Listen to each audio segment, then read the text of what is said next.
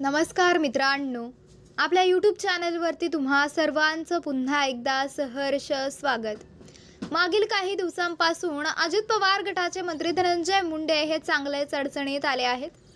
सत्ताधाऱ्यांसह विरोधक देखील त्यांच्या राजीनाम्याची मागणी करत आहेत। त्यामुळे राजकीय वर्तुळात मोठी खळबळ उडाली आहे।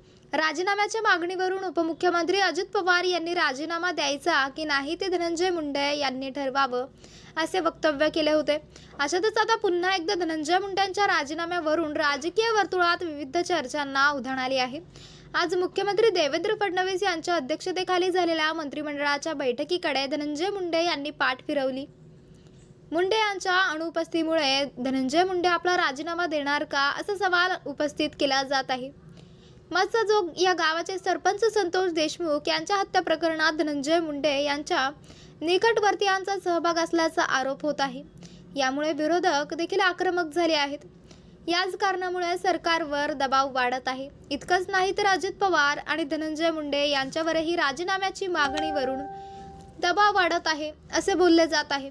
जर या प्रकरणी आणखी दबाव वाढला तर धनंजय मुंडे यांना नाईलाजाने राजीनामा द्यावा लागेल अशी राजकीय वर्तुळात चर्चा सुरू आहे। तर मित्रांनो, आपल्याला काय वाटतंय? आपली प्रतिक्रिया आम्हाला कमेंटच्या माध्यमातून नक्कीच कळवा आणि चॅनलला आणखीनही सबस्क्राईब केलं नसेल तर चॅनलला सबस्क्राईब करा, बेल आयकॉन प्रेस करा।